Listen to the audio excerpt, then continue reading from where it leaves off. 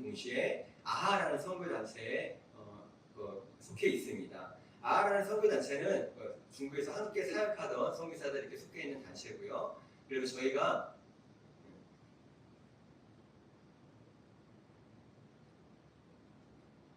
아하라는 뜻은 이런 뜻이에요. 발음이 부끄러울까봐 읽지 않겠습니다. 네, 아하이고요. 그래서 저희가 이렇게 사역하던 중국 지부가 있어요. 현재는 이렇게 세 군데의 교회가 세워져 있고요. 서안이라는 곳과 오안이라는 곳과 중경이라는 곳에 이렇게 세워져 있습니다. 중경은 저희가 이번에 당지 선교를 방문하면서 좀 더 이렇게 친밀한 도시가 되었죠. 그래서 사실 이 세 도시들이 그냥 우리 사역자들이 과거에 이렇게 섬겼던 도시일 수 있는데 이렇게 계속 함께 나누고 이렇게 동역함으로써 점점 저희가 연결되고 저희가 관심을 갖고 기도할 수 있는 도시가 되는 것 같아서 참 감사합니다.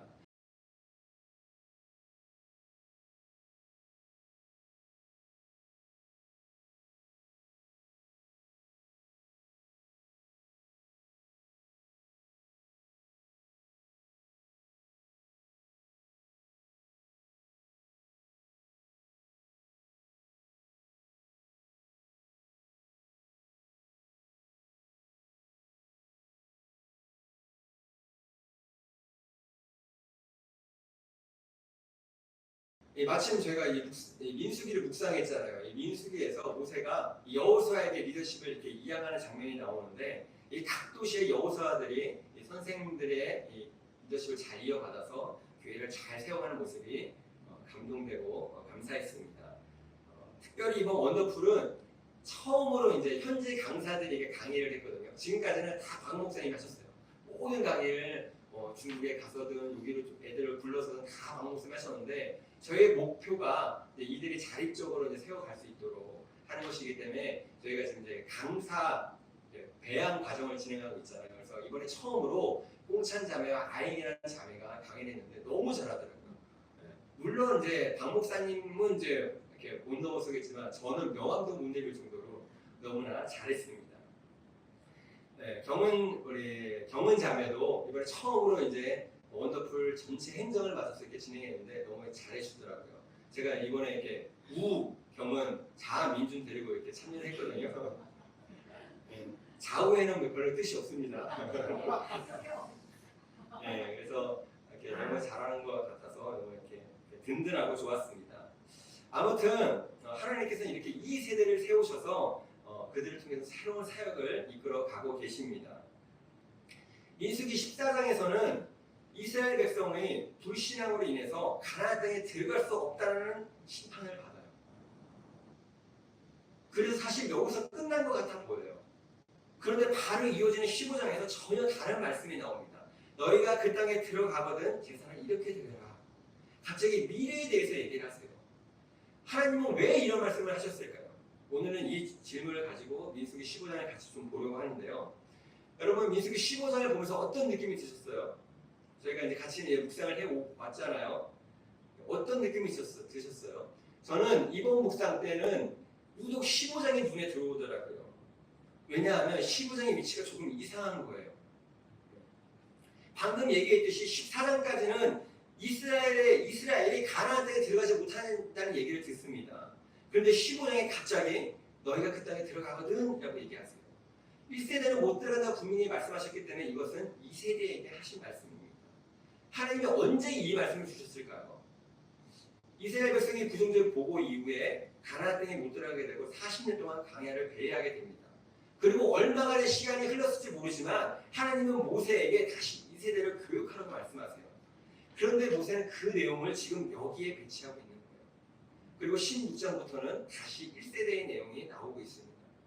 그렇다면 모세는 왜 이 내용을 여기다 집어넣었을까요? 제가 전에 말씀드린 적이 있죠. 이스라엘 사람들의 글쓰기의 방식은 샌드위치 구조와 같다고. 양쪽에 같은 이야기를 두고 그 사이에 핵심을 집어넣습니다. 중요한 것은 언제나 이 가운데 있는 햄입니다. 햄. 그래서 바로 민수기 15장이 바로 그 햄입니다. 그래서 15장은 단순히 그냥 부차적으로 그냥 삽입한 것이 아니라 오늘 본문 전체의 중심이라는 것입니다.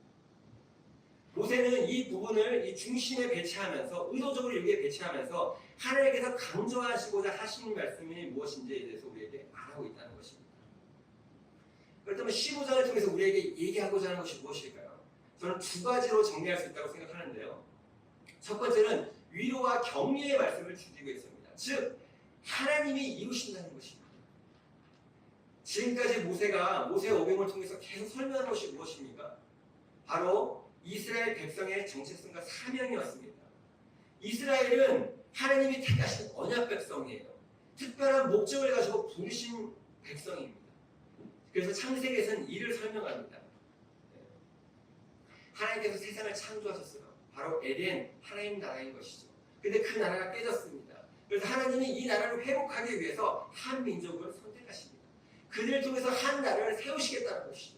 그리고 그들과 언약을 맺으십니다. 그리고 출애굽기 그 약속을 성취하기 위해서 이스라엘 백성을 출애굽시키세요. 그리고 시내산에서 언약을 맺음으로써 한 나라가 정식으로 시작됩니다. 이 나라는 어떤 나라예요? 바로 하나님의 왕이신 나라입니다.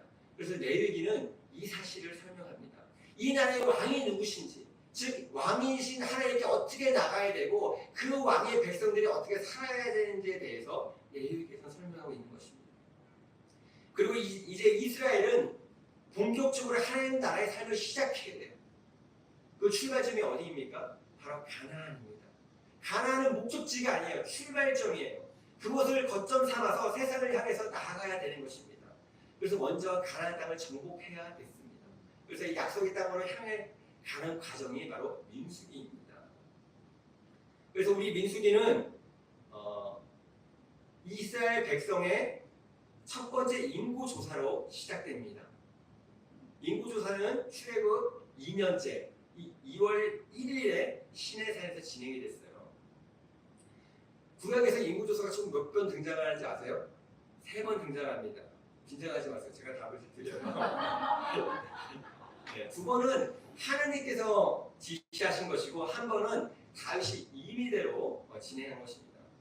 그런데 하나님 명령 없이 진행한 인구조사는 7만 명이 죽게 되는 벌을 받아요. 왜 그랬을까요? 인구조사 한 번 했다고 왜 이렇게 큰 벌을 받았을까요? 당시 인구조사는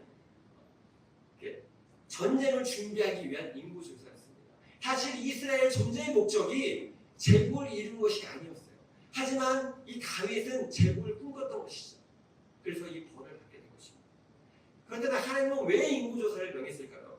네, 같은 이유입니다. 이스라엘 사람 가운데서 20살이 넘어 군대에 입대할 수 있는 남자들을 세워라. 즉 하나님의 인구조사의 목적은 전쟁 준비였어요. 이 의미가 무엇일까요? 하나님이 이스라엘을 군사 공동체로 부르셨다는 것입니다.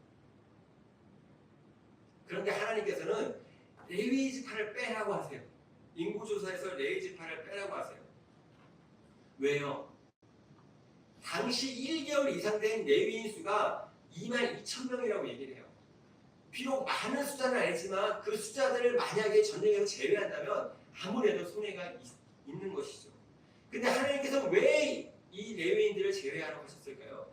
그들에게 성막의 이동과 설치 그리고 관리를 맡기기 위해서입니다. 의미가 무엇일까요? 하나님이 이스라엘을 단순히 군사 공동체로만 부르신 것이 아니라 예배하는 예배 공동체로 부르셨다는 것입니다. 이것이 아주 중요합니다. 우리는 전쟁의 관점에서 이 땅을 정복해가는 전쟁의 관점에서 민수기를 보아야 됩니다. 하지만 이 전쟁은 단순히 육체적인 싸움이 아니에요. 영적 전쟁입니다. 하나님 나라를 위해서 싸우는 영적 전쟁인 것이죠. 그래서 예배가 중요합니다. 하나님을 중심에 두고 교제하며 나가는 것이 바로 이 전쟁에 승리하는 길이라는 것이죠. 그래서 이것의 상징이 무엇입니까? 바로 성막입니다. 성막. 그래서 성막은 언제나 이스라엘의 중심, 진영 중심이 있습니다. 2장의 내용이죠. 회막을 중심으로 하여 그 둘레의 진을 치대요. 회막과 성막의 차이가 뭘까요? 성막은 하나님이 거하시는 거룩한 장소를 의미하고요. 회막은 사람과 하나님이 만나는 장소를 강조하는 표현입니다. 즉 이들이 지금 치러야 영적 전쟁이 무엇인지에 대해서 보여주고 있는 거예요. 영적 전쟁의 핵심은 바로 예배인 것입니다. 이 전쟁은 하나님과 교제할 때 승리할 수 있는 전쟁이라는 것이죠. 그리고 이 전쟁의 내용, 이 성막에서 성리고 돕는 이들이 바로 제사장과 레위인입니다. 그래서 3장부터 8장까지는 이 레위인에 대한 이야기가 쭉 나오고 있어요. 네, 여러분들이 지금 묵상 같은 거 제가 잠깐이지만 정리해드리고 있는 거예요. 그리고 이제 9장에 가면 6월절을 보내요. 6월절. 이거 읽으실 때 이상하셨어요? 네. 이들이 6월절을 언제 지킵니까? 이달 14일 해걸음에, 그러니까 출애굽 2년째 되는 1월 14일에 6월절을 지켜요. 근데 인구조사를 언제 했죠? 2월 1일 날 했어요. 사실 지나간 일이에요. 인구조사 전에 이미 한 일이에요. 근데 모세는 이것을 출발 직전에 이것을 기록하고 있는 것이죠. 즉 앞으로 이들이 치러야 될 전쟁이 어떤 전쟁인지 다시 한번 이스라엘 백성들에게 얘기해주고 있는 것입니다. 6월절은 하나님이 구원하신 일을 기억하는 절기입니다. 즉 이 전쟁은 단순히 인간의 싸움이 아니라 하나님이 인도하시는 전쟁이라는 것을 보여주고 있는 것입니다. 이것의 상징이 뭐예요? 성막을 돕는 바로 구름인 것입니다. 그래서 9장에 보면 구름이 성막을 덮죠. 이렇게 이스라엘 백성은 행군을 위한 준비를 다 마쳤습니다. 약 11개월 동안 머물러서 시내산에서 드디어 출발하게 된 것이죠. 이 출발하는 내용이 바로 10장이잖아요. 그 출발 신호가 무엇입니까? 나팔이죠. 이스라엘 백성은 하나님의 명령에 따라 울려 퍼지는 나팔 소리에 맞춰서 출발합니다. 여러분 이 장면 한번 상상해 보셨어요? 출애굽할 때의 오합지졸 같은 그 모습과는 전혀 다른 모습이었을 것입니다. 광야 한가운데서 수십만의 백성이 일제히 진영을 정리하고 나팔 소리에 맞춰 일사불란하게 움직이는 장엄한 광경이었을 것입니다. 그러면 이제 우리는 무엇을 기대할까요? 하나님 이스라엘을 군사로 부르셨어요. 그리고 이제 모든 준비를 마쳤습니다. 그리고 이제 나팔 소리와 함께 엄청난 모습으로, 엄청난 기세로, 장엄한 모습으로 출발을 합니다. 그렇다면 우리가 기대하는 모습은 곧 가나안 땅으로 들어가서 그 땅을 정복하고 하나님 나라의 삶을 시작하는 것이죠. 그 땅을 거점 삼아서 세상을 향해서 나아가는 모습인 것입니다. 근데 실제는 어때요? 11장부터 시작해서 바로 넘어지죠. 먹는 문제는 넘어지고 누가 더 큰 문제로 싸우고 넘어지는 것입니다. 그리고 막상 하나님께서 주신 사명에 마주했을 때 두려움에 사로잡혀서 물러서고 마는 것이죠. 이런 내용이 14장까지 쭉 나오고 있습니다. 기대했던 군사의 모습은 보이지 않고 오히려 불평과 다툼, 두려움으로 가득한 백성의 모습이 나오고 있는 것이죠. 우리의 기대와는 전혀 다른 그런 모습입니다. 그런데 돌이켜보면 이 모습이 지금 우리의 모습이지 않습니까? 십자가는 단순히 우리의 죄를 사하신 사건이 아니에요. 우리를 출애굽, 즉 출세상시키신 사건입니다. 그리고 그 피로 우리가 새 언약을 맺으셨어요. 그 말은요, 우리를 하나님의 백성 삼으셨다는 것입니다. 그러면 우리가 기대하는 삶은 무엇입니까? 하나님 나라의 백성다운 당당한 삶을 살아가는 것이죠. 승리의 삶, 멋있는 삶을 살아가는 것입니다. 그런 삶을 기대하죠. 근데 실제 우리의 삶은 어떻습니까? 사실 이스라엘 백성들과 마찬가지예요. 우리는 늘 먹고 사는 문제, 늘 권력과 위치의 문제로 넘어지고 흔들리는 것이죠. 그리고 사명 앞에 마주했을 때 늘 주저하고 뒷걸음치는 삶을 살아가지 않습니까? 우리는 이런 모습을 볼 때마다 어떤 생각이 듭니까? 이런 마음이 드는 것이죠. 과연 하나님 나라는 완성이 될까? 과연 하나님 나라는 이루어질까? 지금 이스라엘 백성들의 마음이 아마 이랬을 거예요. 그리고 중요한 것은 사실 이 민수기는 이 광야 열정을 다 마치고 가나안에 있어온 앞둔, 즉 요단강 건너편 모압 평야에서 모세가 2세대에게 다시 하고 있는 말입니다. 지금 2세대는 가나안 땅을 앞두고 있어요. 또 두려운 것이죠. 과연 우리가 가나안 땅에 들어갈 수 있을까? 이때 하나님이 주신 말씀이 바로 민수기 15장이라는 것입니다. 15장의 내용이 뭐예요? 너희가 그 땅에 들어가면 이런 것이고 나를 예배하라.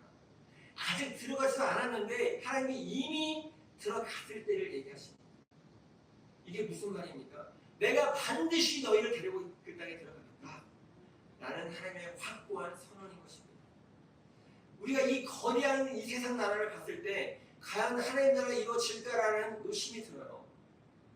여러분 이번에 중국에 가보시니까 어떠세요? 예, 생각보다 신앙적으로 좀 자유로운 것 같죠? 저도 가끔 착각해요. 우리만 이렇게 조심하고 있나? 라고 가끔 착각합니다. 근데 며칠 전 중국 정부가 교회를 핍박했다는 기사가 또 났더라고요. 어린아이까지 다 잡아갔다는 기사입니다. 그런데 이 교회에 엄청 큰 교회였던 것 같아요. 이 교회에 한 부부가 제주로 와서 성문 목사님의 부부의 도움을 받았다고 그러더라고요. 이것이 그냥 단순히 먼 얘기가 아니라는 것입니다. 현재 우리 곁에서 실제로 일어나고 있는 일이라는 것입니다. 우리는 이러한 거대한 현실 앞에 정말 하나님 나라가 완성될 수 있을까라고 질문이 생기는 것이죠. 그런데 하나님은 계속 강조하시는 것입니다. 내가 반드시 이루겠다. 사실 15장에 드러나고 있는 전제, 소제는 광야에서는 드릴 수 없는 제사였어요. 왜요? 광야에서 이들은 아직 만나를 먹었지 아직 곡식을 거두지 않았고 포도를 가꿀 수 없었기 때문입니다. 지금 현실로는 도저히 드릴 수 없는 제사였던 것이죠. 그런데 하나님은 마치 이미 그 땅에 들어가 있는 것처럼 예배를 명령하고 계십니다. 무슨 의미입니까? 아직 곡식은 없지만 하나님이 곡식을 주실 것이고 아직 포도원이 없지만 하나님께서 반드시 포도원을 주신다는 얘기입니다. 현실만 보면 도저히 불가능하지만 하나님은 이미 약속을 주시면 내가 반드시 그 일을 이루겠다라고 선언하고 계시는 것입니다. 이스라엘은 계속 우리에 집중해요. 환경에 집중해요. 뭐라 그랬어요? 그들은 강합니다. 우리는 메뚜기입니다. 늘 집중하는 것이 환경이고 자기였던 것입니다. 근데 하나님께서 뭐라 그러세요? 2절에 내가 너에게 줄다. 8절에도 내가 너희를 데리고 가겠다. 내가 이루신다는 것입니다. 내가 하겠다는 것입니다. 너의 능력이 아니라 너의 수준, 너의 실패와 상관없이 내가 너희에게 그 땅을 주겠다. 내가 너희를 데리고 반드시 그 땅에 들어가겠다라고 얘기하고 계신 것입니다. 우리의 수준을 보면 너무나 형편없고 우리의 환경을 보면 불가능한 것 같지만 하나님은 반드시 이루실 것입니다. 방금 얘기 드렸던 그 교회요. 핍박 가운데 모두가 흩어져 있지만 수천 명이 되는 인원들이 아직도 이 온라인으로 모여서 예배를 드리고 있다고 그러더라고요. 환경은 막혀 있는 것 같지만 하나님은 여전히 일하고 계시다는 것입니다. 그렇다면 우리가 이러한 하나님을 이러한 하나님을 너무 잘 알잖아요. 그럼 우리가 실제로 이러한 하나님을 어떻게 경험할 수 있을까요? 바로 예배를 통해서 가능합니다. 그래서 이 민수기 15장이 여기에 배치된 두 번째 이유가 바로 이것입니다. 바로 우리를 예배자로 부르셨음을 보여주기 위함입니다. 방금 제가 이 민수기는 모압 평지에 있는 출애굽 2세대에게 전하는 말씀이라고 했잖아요. 이 모세는 지금 1세대의 실패를 보여주면서 2세대에게 너희는 그 실패를 반복하지 말라라고 얘기하고 있는 것입니다. 그렇다면 1세대의 실패가 무엇입니까? 민수기 20장을 보면 한 사건이 나옵니다. 모세가 이 바위를 두 번 세게 내려치죠. 그래서 하나님이 열받으셔서 하나님이 화나서 이제 이게 모세도 이제 가나안 땅에 못 들어간다라고 얘기하고 있습니다. 이걸 보시면서 어떠셨어요? 좀 하나님이 너무하신 것 같지 않으세요?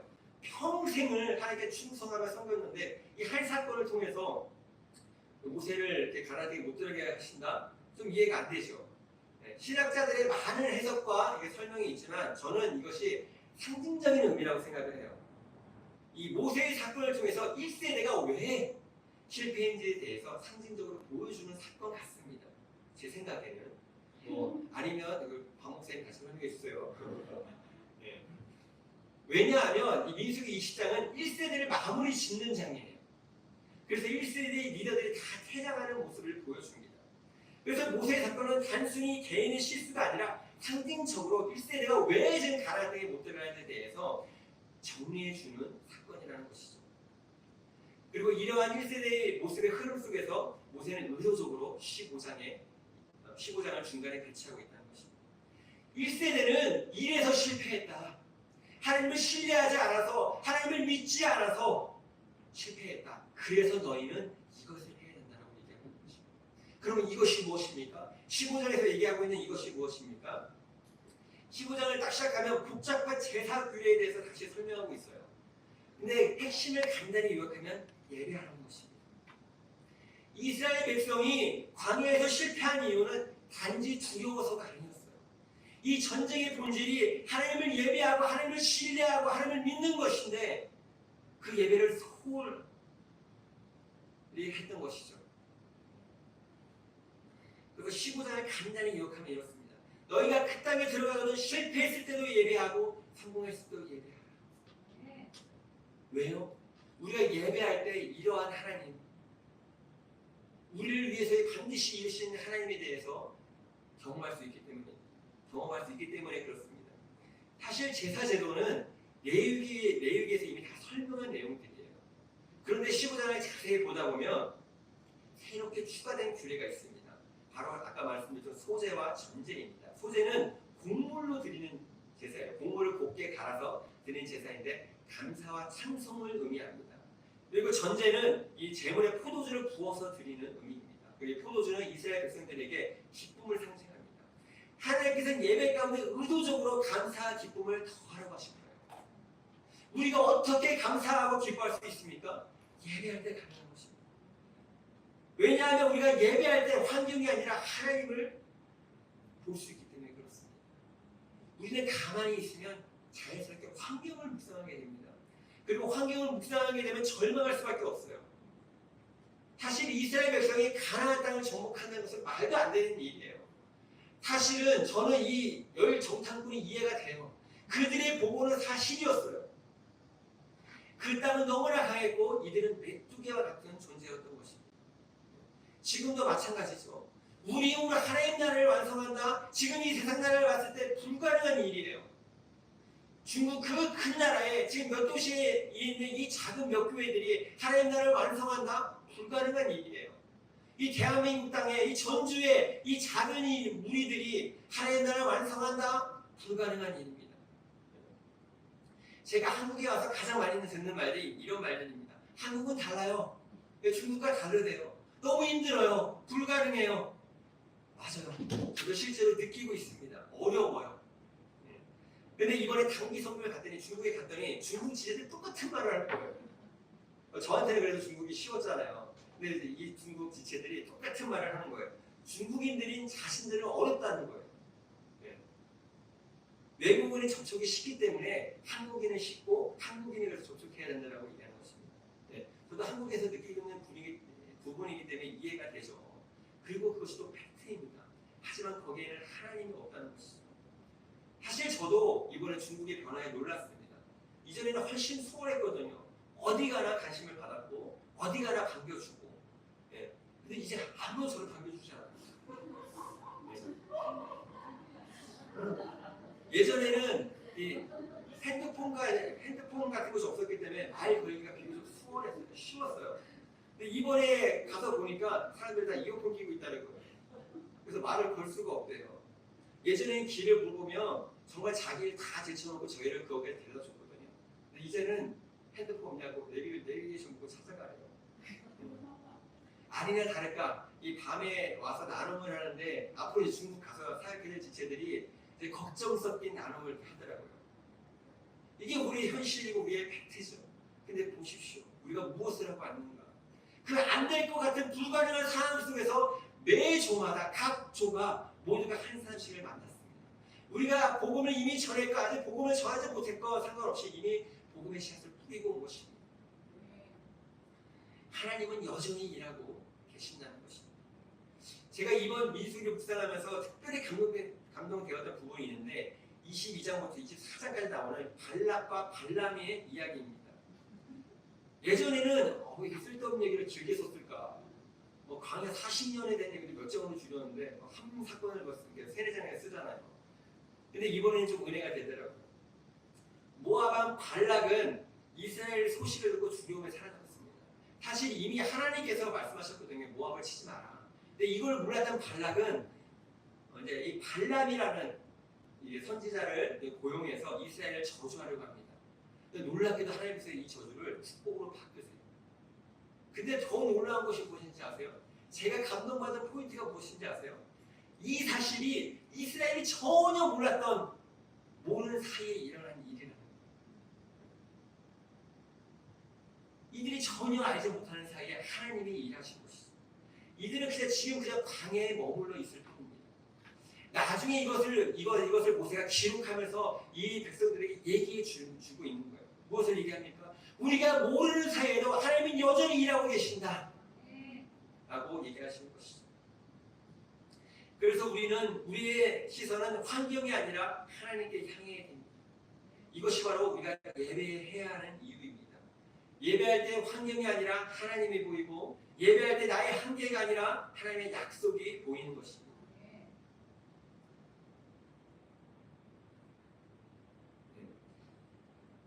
마지막으로, 그렇다면 하나님을 예배한다는 것이 무엇일까요? 하나님을 예배한다는 것은 하나님을 왕으로 모신다는 것입니다. 예배는 단순한 종교적 행위가 아니에요. 하나님을 나의 주인이시고 왕이시는 인정하고 받아들이는 고백입니다. 민수기 15장을 보시면 계속 제사에 대한 얘기를 하다 갑자기 안식일을 어긴 사람의 이야기가 갑자기 나와요. 어떻게 보면 굉장히 뜬금없습니다. 근데 사실은 중요한 메시지를 던지고 있는 것이죠. 예배가 단순한 의식이나 형식이 아니라 삶 전체에서 하나님을 왕으로 인정해야 되는 것을 보여주고 있는 것입니다. 안식일을 지킨다는 것은 단순히 주일날 교회 나와 예배 드린다는 의미가 아닙니다. 나의 창조주이심을 기억하고 동시에 하나님이 내 삶의 주인이심을 고백하는 것입니다. 이스라엘의 실패가 뭐예요? 하나님이 그들의 왕이시고 그 증거로 정말 그들 한가운데 주셨는데 이것을 잃어버린 것이죠. 그래서 여전히 먹고 사는 문제에 매달려 있고 권력의 문제에 매여 살았던 것입니다. 그래서 하나님은 안식일을 명하시며 내가 너의 왕이다, 이것을 반드시 기억하라고 말씀하고 계신 것입니다. 우리도 이것을 기억해야 되는 것이죠. 예배의 주일날 나와서 한 번 예배 드리는 것은 끝나는 것이 아니라 삶의 모든 순간 속에서 하나님은 나의 주인이시며 내 삶의 왕이심을 인정해야 되는 것입니다. 이것이 바로 진정한 예배인 것입니다. 두 번째는 하나님을 예배한다는 것은 사명의 삶을 살아간다는 것입니다. 19장 마지막 단락을 보면 옷자락 끝에 술을 달라는 규례가 나와요. 그들에게 일러라, 너희는 대대손손 옷자락 끝에 술을 만들어야 하고 그 옷자락 술에는 청색끈을 달아야 한다. 여러분 주보에 보니까 청색 술 나와 있더라고요. 이 청색은 제사장을 뜻하는 색깔입니다. 즉 하나님께서는 이스라엘 백성에게 그 술을 볼 때마다 스스로 정체성을 기억하라고 하신 것입니다. 즉 예배로 끝나는 것이 아니라 너희가 너희 신분을 기억하고 사명의 삶을 살아야 된다라고 말씀하고 계시는 것입니다. 이스라엘은 단순한 민족이 아니에요. 제사장으로 부름받은 민족입니다. 그리고 15장 제일 마지막 절에 무엇이라고 얘기하고 있습니까? 나는 주 너희의 하나님이다. 너희의 하나님이 되려고 너희를 이집 땅에서 이끌어내었다라고 말씀하고 계십니다. 즉 출애굽은 단순한 해방의 목적이 아니에요. 하나님께서 그들의 하나님이 되시려는 것입니다. 즉 그들을 백성을 삼아서 한 나라를 시작하시고 그 나라를 통해서 하나님 나라를 회복시키는 것이 목적이었던 것입니다. 그런데 1세대는 이 하나님의 큰 그림을 이해 못했던 것이죠. 그 출발은 했지만 이 큰 그림을 이해 못했기 때문에 실패하고 만 것입니다. 그래서 2세대에게는 이 순례의 규례를 주셔서 매일 볼 때마다 너희가 그 신분을 기억하고 사명의 삶을 살아라고 얘기하고 계신 것입니다.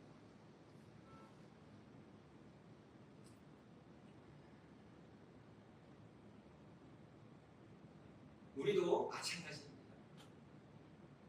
예배는 주일 하루 드리는 행사가 아니라 하나님이 주신 그 땅에서 하나님이 나에게 머물라고 하는 그곳에서 사명의 삶을 살아야 되는 것입니다. 그것이 바로 진정한 예배인 것입니다. 마무리하도록 하겠습니다. 하나님은 우리를 예배자로 부르셨습니다. 이 예배는 단순히 종교 의식이 아닙니다. 우리의 삶 전체에서 하나님을 나의 왕으로 모시는 것입니다. 사랑하는 여러분, 여러분들은 예배자입니까? 여러분 그 중심에, 여러분 그 삶의 중심에 그 중요한 그 한 곳에 무엇이 있습니까? 이스라엘처럼 먹고 사는 문제, 권력과 위치의 문제가 자리 잡고 있지 않습니까? 예배의 자리는 단순히 제사의 자리를 끝나는 것이 아니라 하나님이 주신 땅, 곧 우리의 가정과 일터와 관계와 삶의 모든 영역에서 삶의 삶을 살아가는 것입니다. 여러분들이 진정한 예배자이십니까? 지금 모세는 하나님은 1세대의 실패를 보여주면서 우리에게 말씀해 주신 것입니다. 많은 그리스도인들의 실패가 여기 있지 않습니까?